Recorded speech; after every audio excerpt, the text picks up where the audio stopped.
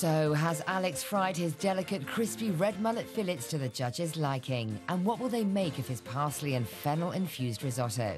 Has his desire for a perfectly presented plate led him to overcook the rice?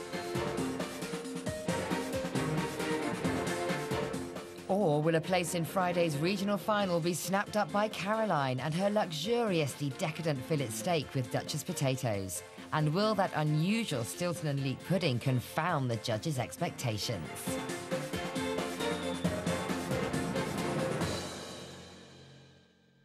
It's to Alex's mullet that the judges go first.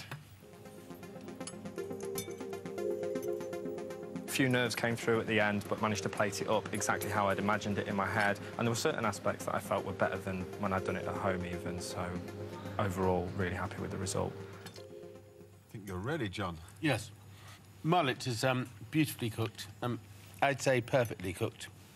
It's just cooked enough, but the oil's still in there. I think it needs some acid, you know, even just a little bit of lemon juice, because mullet's very rich and very sweet. The risotto has this wonderful parsley, clean parsley flavour and fennel, but risotto should always be loose on the plate. And this isn't, so it's a little bit dry, and the whole plate is a little bit dry. It's a very, very, very good effort. Gilly. Red mullet, really lovely. I mean, it was a lovely piece of fish, and he did it justice. The risotto, very soft pedal flavours, actually, there. I could almost do with a tiny bit more fennel coming forward, because I loved the idea of the fennel with the red mullet, and it's almost too delicate. Ed. The fish is nicely cooked. Maybe the skin could have been a little crisper. I agree with the judges about the risotto. It's been cooked like this to be able to form it. Sort of like a graphic artist wants to form something on the plate to line up with the look of the dish, but it's ruined the texture to some degree because it should just be loose and runny and lovely and delicious. For me, though, more lemon juice, more olive oil, little black pepper for the dressing with the salad, lovely, and maybe a little sort of Pernod-type glass to bring out more of the anise flavour in the fennel. OK. Good. I mean, it's certainly a good effort, no doubt about that. On to the fillet.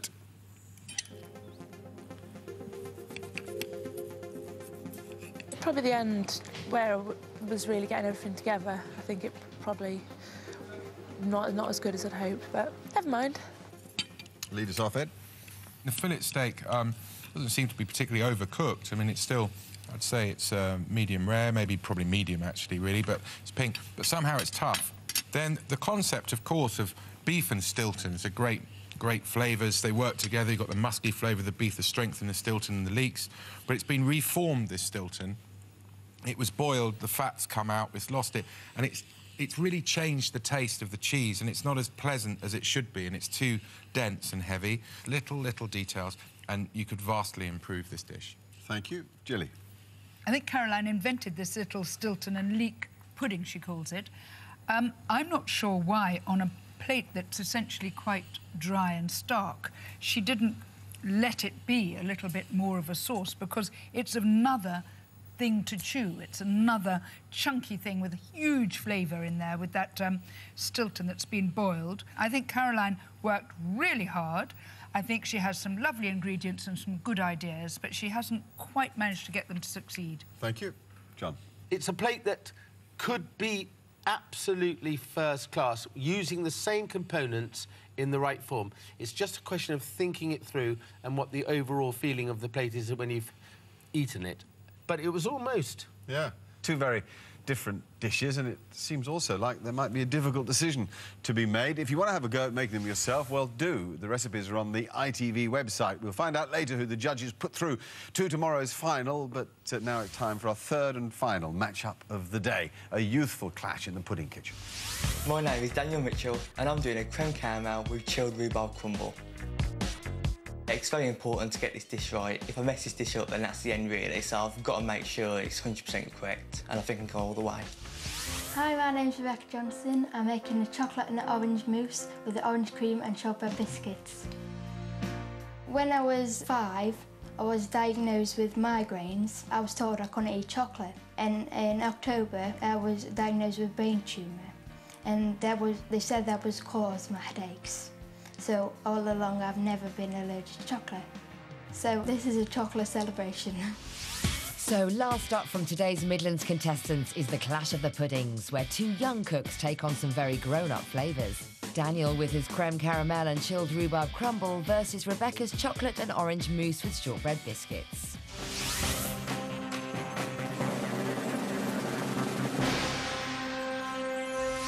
Yes, it's pudding time, and we've got some young talent in the pudding kitchen today. First to Daniel. How are you? Oh, fine, thank you. This is terrific, isn't it? Yeah, it is, yeah, really good. You're all over it, I can see. Look at that big smile on your face.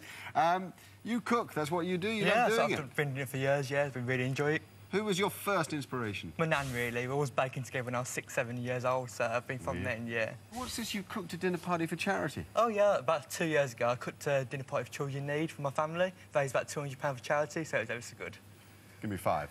I love it. Excellent. I'm going to go and say hi to Rebecca. How are you? I'm fine, thank you. Very good. Now, we know that you were unwell and you had a rough time, and you've managed to use the time since making up for lost time with chocolate. Yes, I have. You love the stuff? I love it. I could eat chocolate until I've just burst at the moment. You don't look like you'd ever burst to me. You look in fantastic shape. All right, well, we wish you good luck today. Thank you. I hope you enjoy the experience of being here. Only one of you will go through. Start cooking.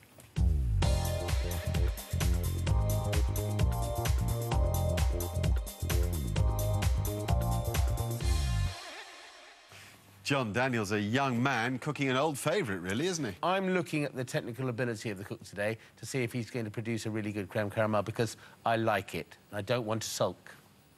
OK. He's 18, Gilly. Next door to him, Rebecca is 15. You love the fact we've got these youngsters on the show, don't you? Well, Rebecca is very inspiring and inspired. She's watched cookery programmes, she's cooked at home, she's come up with a dish which combines flavours we love together, chocolate and orange. I think she's got an achievable recipe. I'm hoping the flavours will be fab. I'm hoping she'll pull it off. I love her enthusiasm. Is there a standout for you, Ed?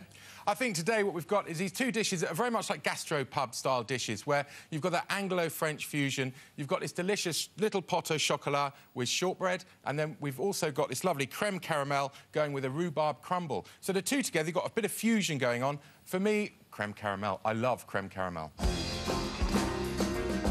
Daniel, an 18-year-old A-level student from Birmingham, knows that his timings have to be spot on if he's going to make the grade today. My biggest concern is really making sure the caramel's perfect, because one stage over, the caramel will burn. I have to start all over again, really. It's just making sure the caramel's at the right consistency and right colour, really. Daniel starts with the part that's concerning him the most, the caramel for his creme caramel. He heats caster sugar with water until the consistency and colour is just right. He then pours this into ramekins.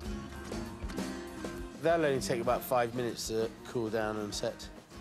But it doesn't set hard, unlike in a brulee, does it? Some of it sets hard and stays in the ramekin when you turn them out, and the rest is actually the sauce for the creme caramel. So some of it dissolves and stays liquid form. For his creme, he whisks sugar with eggs, then in goes milk. He pours this into ramekins before baking them in a water bath in a low oven, taking extra care they don't cook too quickly. It has to always be cooked in a water bath. It has to be a gentle, all-round, all-over heat, nothing fierce, and cooked for about 40 minutes is normally what it takes. He's also making a rhubarb crumble because he hopes the sharpness of the rhubarb will offset the sweetness of the caramel. He heats sugar and water together with star anise and a vanilla pod. Then he adds the rhubarb, which is technically a vegetable, but treated as a fruit in British cooking. I do like the sound of the flavourings in the pan there, with the star anise and the vanilla. I think that'll be a welcome additive to the taste of rhubarb. Loads and loads of sugar, obviously. There's very little sugar in that big garden rhubarb. He'll top his stewed rhubarb with crumble.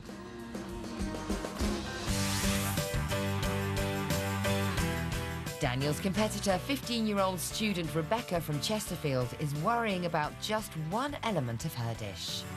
I need to try and keep my eye on the biscuits to try not get them to burn, and as well I need to try and make sure I have the cream at the right consistency.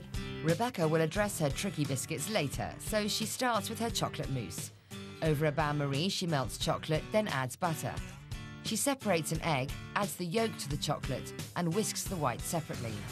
Oh, yeah. It's a funny one because it's a half and half mousse. There's a classic, lovely French pudding called pot au chocolat, which is made with egg yolks and butter. and chocolate, and not much else, really. And the egg whites you don't use, and then, of course, the traditional chocolate mousse is usually made with milk or cream, and then the egg whites to get the fluffy texture of that light chocolate mousse. So this is a sort of half and half. She folds in the egg white, then mixes in a good dash of Cointreau. She just swapped in some Cointreau, which is an orange-flavoured liqueur. That's going to give it lovely flavour, but it's an ingredient she won't have tried much herself, I dare say. She pours the mixture into a glass and allows it to set in the fridge. Then she moves on to the bit she's most worried about, the shortbread biscuits. She makes a dough with butter, sugar and flour, then rolls it out. That's the shortbread biscuits for the chocolate mousse, and that looks like a lovely mixture. It's very, very short. And the reason she's got so much flour on the bench is because if she didn't have, it would stick to the bench. She cuts her dough into strips, pricks them with a fork and bakes them in the oven until hopefully perfectly cooked. Finally, she's on to her orange cream. She whips double cream, then adds the zest and juice of an orange. She pipes this cream onto her mousse. The orange cream's done. It's not split, it looks good. I think these are two nice little puddings. Coming up, the judges are delighted with desserts. Absolutely delicious creme caramel. The way she made the dish, a little orange cream, perfect. And which 3 dishes will go forward to the regional finals? The winner is...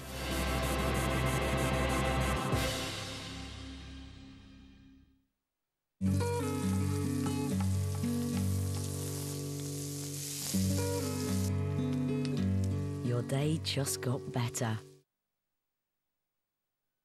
Old El Paso fajitas.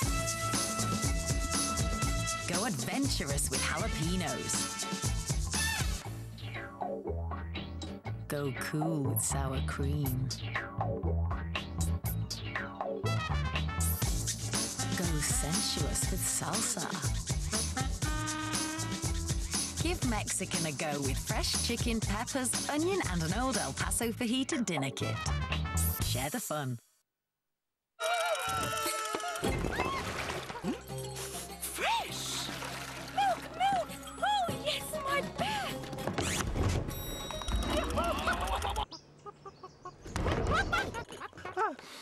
Still fresh! Ahoy! Cheers!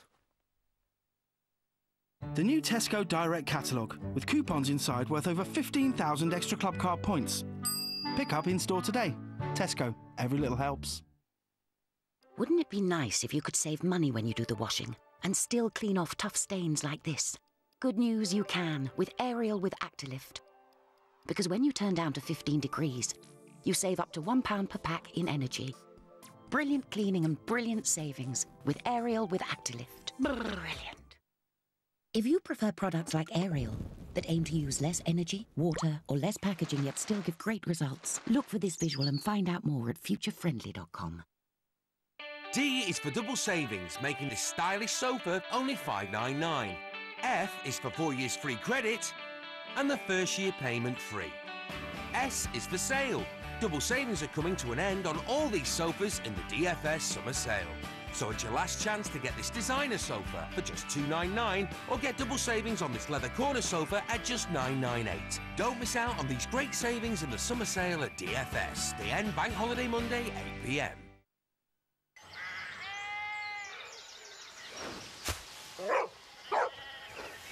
I think we've got another one of those townies, Jess.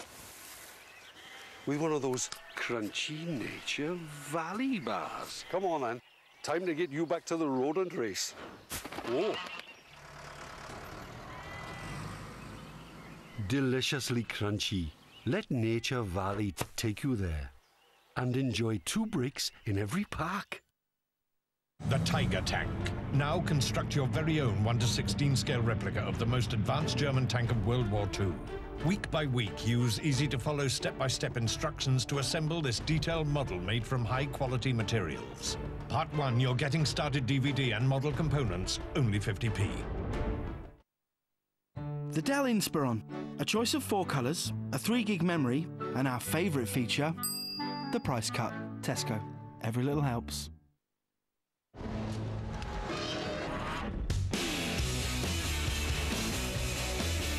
new Citroen C3. Experience the feeling you get with the most sensational panoramic windscreen in its class. New Citroen C3, the Visio Drive.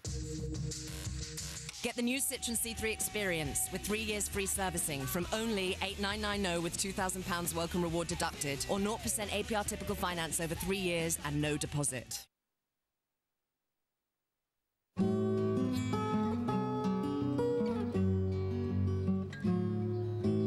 Red Tractor, a good food story.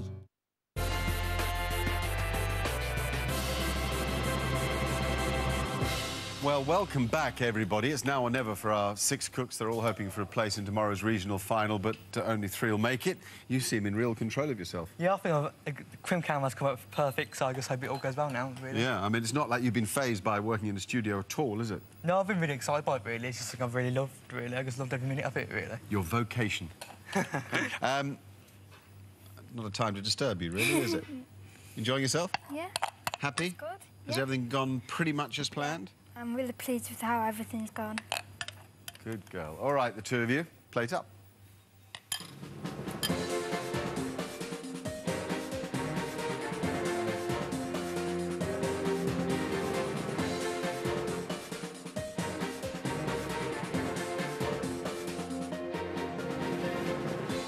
So, which of our teenage dessert cooks will snap up that spot in Friday's regional final? Has Daniel delivered a perfectly set, creamy and succulent creme caramel? And will it be complemented by the tart flavours of his chilled rhubarb crumble?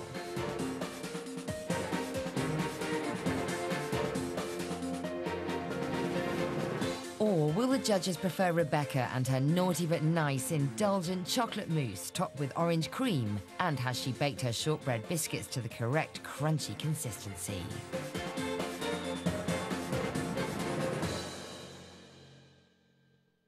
Beautiful presentation from our young cooks. So to the tasting. And first, Daniel's work. A bit nervous about the judges tasting dish. I mean, they could like it or they could not like it, and if they don't like it, then it's going not going to look good on national TV. So I just hope they like it, and I just want to get the results now. Gilly, start us off. Well done, Daniel, I must say. Absolutely delicious creme caramel. Really is lovely. Everything about it's great. His rhubarb is very nicely cooked. The little crunchy thing on the top just gives another texture, although it didn't look quite so brilliant in the presentation, but I think he's done really well. What a very thorough young man. Since Ed's still at it, John. Yeah, the creme caramel is exactly how it should be. It's nice and light, just set. The caramel not too dark. The rhubarb's got still a little bit of sharpness remaining, which is very important. And I know why this dessert works. It's because these 2 things together work. They don't fight each other. They're very individual flavours and textures, but as a whole, it works together. Wow. Yeah, Daniel's done a great job here. I mean, his creme caramel is delicious, the texture's right, the caramel's just lovely, and John pointed it out, I think, and Gilly as well, that the rhubarb and the creme caramel work together. The biscuity topping's lovely, and it's a great pudding. He's done really well, really well. Good. OK. Let's move to Rebecca's chocolate.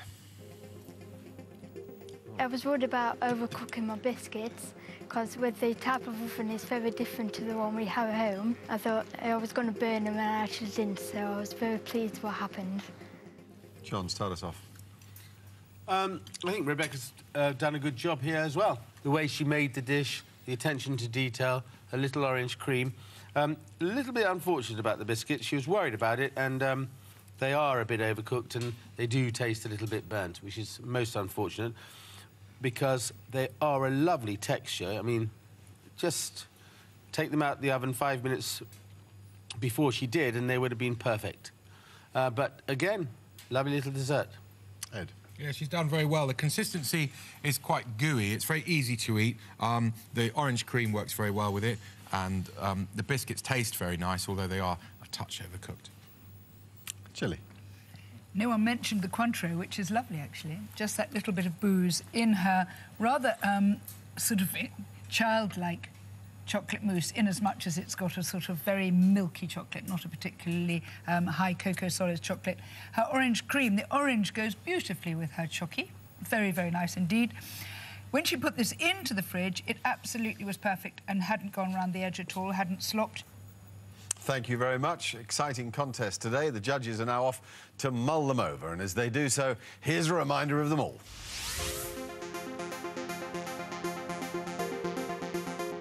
The concept of the dish is great because the combination of walnuts, Stilton, pears and port work together beautifully.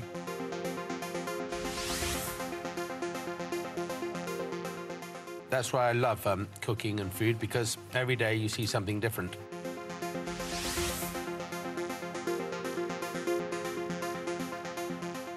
Red mullet, really lovely. I mean, it was a lovely piece of fish, and he did it justice.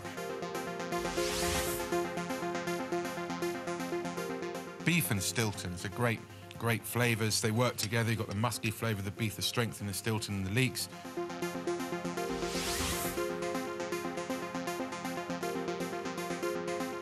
The creme caramel is exactly how it should be. It's nice and light, just set.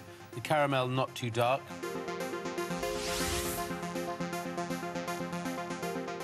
Her orange cream, the orange goes beautifully with her chocky. Very, very nice indeed.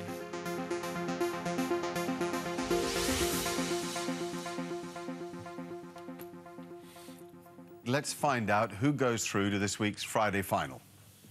First of all, the starters. Will it be Gail's Stilton and Pear Tart or Rukmani's Indian Chat Masala Wara Platter? The winning starter is...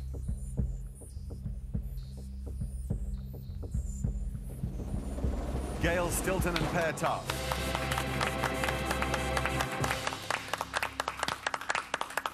Jilly. If I'm to be honest, neither of you, I don't think, had your finest moment today, actually. I think there were little trip-ups in both kitchens, and we just felt that on the day, Gail, you had a little bit more potential with your tart. We understood that it just didn't quite set and come together, but really nice in theory. Just practice a bit more. Absolutely. OK, we're going to move on to today's main courses. We had Alex's pan-fried red mullet and Caroline's fillet steak with Stilton and leek pudding. The winning main course is...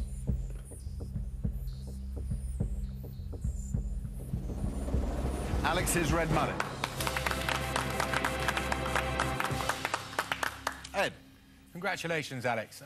I think we felt today both these dishes had potential, actually, but yours was closer to its potential, so we need to work on that, or you need to work at it, just to get it just a little bit more refined and get it 100%. Well done, Alex. We move on to today's puddings. Will it be Daniel's creme caramel with chilled rhubarb crumble or Rebecca's chocolate and orange mousse? The winner is...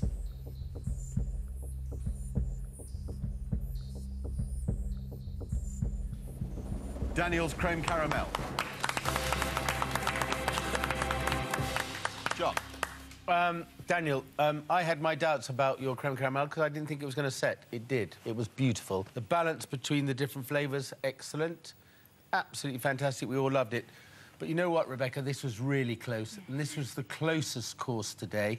There's very little in it. So you did a fantastic job as well. And it was lovely to watch you work. Thank you. So congratulate yourself because it was great. Thank you.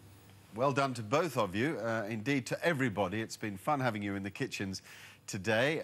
As you know, 3 of you haven't made it, and this is the moment that we say goodbye to you. Gail looks truly happy for the first time today. Well done to the 3 of you. You're in the mix-up for tomorrow's regional final when the cream of the week's contenders from the Midlands go head-to-head. Do join us then. In the meantime, good night.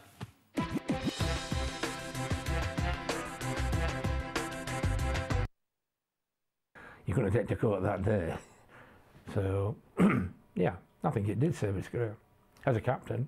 One or two of the players have said subsequently that they felt that I felt. Sky TV to suit the whole family and unlimited evening and weekend calls. It's a fairy tale deal. Super fast up.